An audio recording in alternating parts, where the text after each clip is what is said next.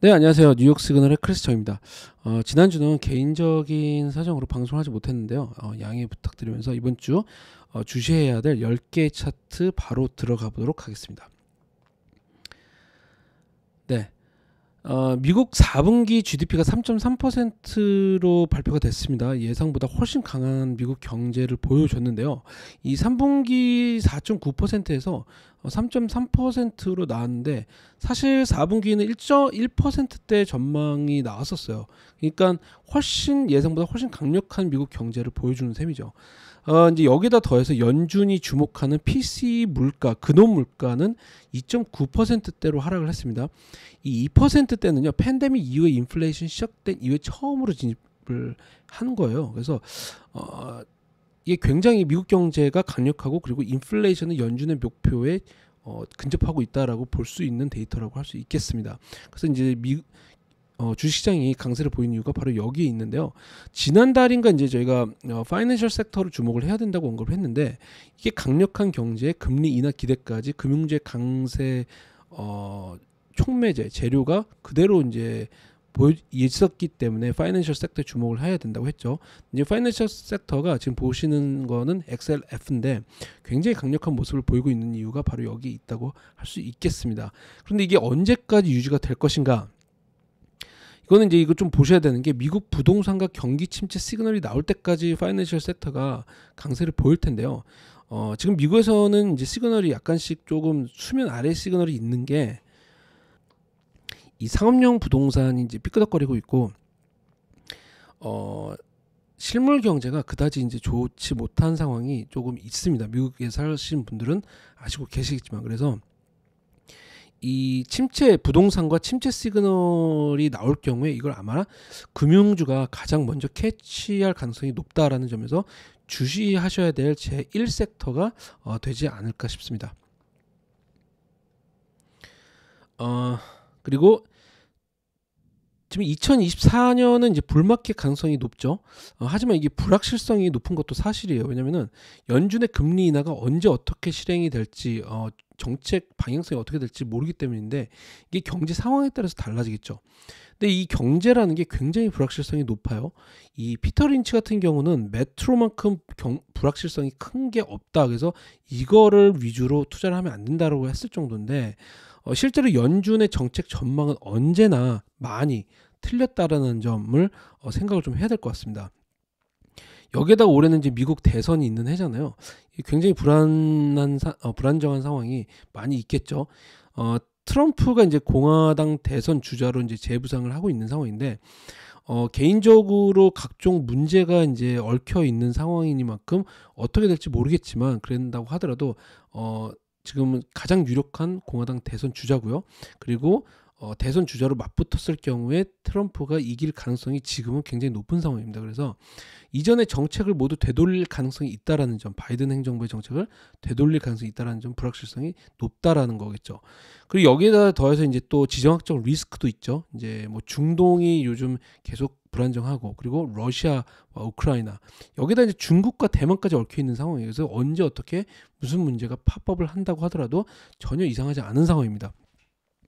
이런 불확실성이 큰 상황에서 어떻게 투자를 해야 될 것인가? 우량주에 이제 관심을 두셔야 되지 않을까 싶어요.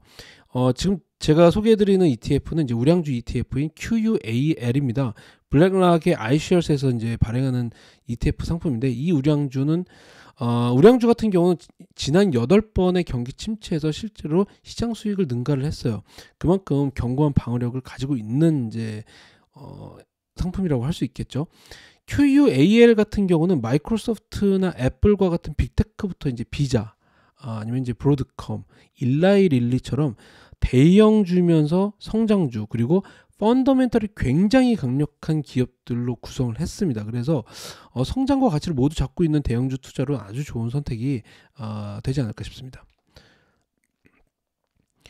주가는 지금 1월 들어서 사상 최고가를 경신을 하고 있어요. 근데 이제 수면 아래의 시그널은 상당히 조금 악화되고 있는 상황입니다. 시장의 폭을 보여주는 마켓 브레스라고 하죠. 이 대표적인 지수 중에 하나가 이 50일 이평선을 넘는 기업들의 비율이에요. 그러니까 중기 추세가 어떻게 되느냐, 이제 이런 기업들이 얼마나 많으냐를 보여주는 건데 이거는 이제 점점 하락을 하고 있죠. S&P 500은 보시다시피 지금 올라가고 있는데 50일 이평선을 넘는 기업의 비율은 굉장히 많이 하락을 했습니다. 한마디로 많은 기업이 중기 하락 추세로 접어들었다는 의미죠. 신저점 대비 고점을 찍는 기업들의 비중도 1월 들어서 급격히 하락을 하고 있다라는 점에서 이 지수는 최고가를 경신을 하고 있지만 고점 찍는 기업들은 없다라고 없다라는 점에서 이제 좀 주시를 하셔야 될 것으로 보입니다. 최근 굉장히 이상한 일이 수면 아래에서 이제 좀 보여지고 있는데요. 주가는 사상 최고치를 기록을 했는데 수면 아래의 거래 흐름을 측정하는 도구인 이 암스 인덱스가 패닉 매도 수준의 셀링 프레셔가 시장에 이제 나타나고 있는 상황이에요. 일반적으로 이 정도 수준은 차트에서 보시다시피 주가가 맨 아래까지 완전히 하락했을 때 패닉 매도세로 거래량이 엄청나게 높아졌을 때 나타나는 지표예요. 그래서 이게 사실 역행 지표로 보면은 회복을 의미한다고 볼 수 있는데 이게 이제 하락 종목에 압도적으로 더 많은 거래량이 나타나고 있음을 보여주는 지표거든요. 근데 이게 뭘 의미하는 건지 솔직히 모르겠습니다. 그래서 이게 지수는 오르지만 대다수의 기업들이 이미 하락을 완료하는 이 그림자 조정이라고 하죠. 이런 게 이제 끝난 걸 의미하는 건지 아니면은 새로운 하락을 의미할지는 좀 두고 봐야 될 것 같아요. 지금 나스닥이 무너지고 빅테크 어닝이 부진하면서 이제 그런 상황에서 새로운 하락을 의미하는 건지 아니면은 뭐 다시 오를 건지 이거는 조금 두고 보셔야 될 것 같습니다. 지금 영상을 찍고 있는 시간이 31일 오전이에요. 그러니까 FOMC가 발표되기 이전인데 지금 보시는 차트는 달러 인덱스입니다. 달러 인덱스는 글로벌 경제의 회복 그리고 주식시장의 방향성을 모두 보여준다라는 점에서 아주 중요한 지표죠. 이 FOMC 이후에 만약에 달러가 강세로 전환할 경우에는 이 더 높은 금리의 장기화 우려가 시장에 나타난다라는 것을 보여준다고 할 수 있겠고요. 반대로 특히 지금 최근 중국을 포함해서 글로벌 경제 회복에 대한 우려가 굉장히 강해지고 있죠. 오늘도 중국 제조 PMI가 49.1로 이제 4개월 연속 위축세를 보여줬는데 이런 식으로 이제 글로벌 경제가 회복에 대한 기대가 좀 얕아진다 그러면은 달러 강세가 나타날 수 있는 상황이에요. 그래서 만약에 이 레벨을 상향 돌파할 경우에 위험자산, 주식시장에는 굉장히 좀 안 좋은 시그널이 될 것이다. 반대로 만약에 하락할 경우에 지금 충분히 하락할 수 있는 레벨입니다. 지금 레벨이 보시다시피. 그래서 하락할 경우에는 반대로 위험자산 선호 시그널이 나타날 수 있다. 그래서 주식에는 긍정적이다라고 볼 수 있겠죠. 시장 조정의 리스크가 있긴 하지만요. 큰 그림에서 보면 여전히 기회가 될 수 있을 것으로 보여요. 이 불마켓 시그널이 뚜렷하고요. 지금 50일 이평선까지 하락할 경우에도 여전히 투자자들은 매수 기회로 여길 수 있을 것 같습니다. 만약에 4,600까지 하락을 해도 기회로 보실 수 있어서 충분히 매수가 가능한 지점이고요. 문제는 이제 여기에서 이전에 고점을 하락 돌파를 해서 더 하락할 경우에는 조금 상황이 시장이 뭔가 다른 악재를 보고 있다. 그래서 더 위험한 시그널이 시장에서 보고 있다라고 인식할 수 있는 만큼 이거는 조금 위험하다라고 볼 수 있을 것 같습니다. 그래서 주시하셔야 될 레벨이 될 수 있겠죠. 기업들의 자사주 매입이 지금 사상 최고 수준으로 올랐다고 하는데요. 지금 4주 평균 바이백 규모가 거의 뭐 60억 달러에 근접을 했습니다. 굉장히 높은 수준인데 이 자사주 매입이라는 게 기업이 자기 회사 주식을 매입을 해서 태우는 건데요. 이게 이제 어떤 효과가 있냐면 유통 주식 수를 줄여가지고 반대로 주식 가치는 이제 늘리는 효과가 있어요. 이게 그만큼 주주 가치 환원이라는 측면에서 굉장히 불리시한 시그널이라고 볼 수 있는데 이게 근데 옛날에나 그랬지 요즘 같은 경우는 이제 임원들 스탁 옵션 때문에 이제 자사주 매입을 하는 경우도 많아서 예전보다는 많이 퇴색을 한 게 또 사실입니다. 하지만 전체적으로 시장이 이렇게 모두 자사주를 매입을 해서 주가를 끌어올리려는 의지를 보인다라는 거는 기회로 보고 있다라는 걸 수 있겠죠. 그래서 그만큼 이제 장기적으로는 긍정적이다라고 볼 수 있겠습니다. 연준이 지금 1980년대 이후 가장 공격적인 금리 인상을 단행을 했는데요. 미국은 거의 20년 동안 거의 뭐 제로 금리에 길들여져 있는 상황이죠. 이거는 기업들도 마찬가지고 소비자들도 마찬가지예요.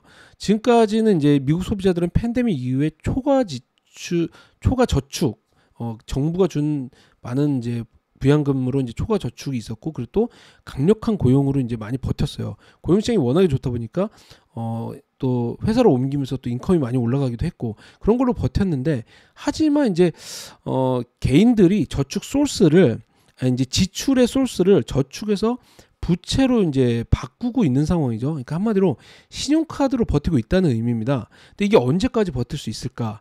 지금 개인들이 내는 이자가 5,500억 달러로 폭증을 하고 있는 상황이라고 해요. 신용카드 이자율은 사상 최고치를 지금 기록을 하고 있습니다. 21%에서 29%, 이제 크레딧이 안 좋은 분들은 이제 더 높은데, 이게 언제, 사실 이자만 내기도 굉장히 힘든 상황이에요. 부채가 많으면 많을수록. 그래서 언제 무너져도 이상하지 않은 상황이라고 할 수 있겠죠, 어떻게 보면. 만약에 실업률이 증가하기 시작을 해서 이런 부채를 내지 못한다면 연체율도 갑자기 늘어날 수 있고, 미국 경제가 갑자기 확 무너질 가능성도 있습니다. 그래서 이런 점을 여러모로 조금 다각화해서 보셔야 되는 상황이 아닌가 싶습니다.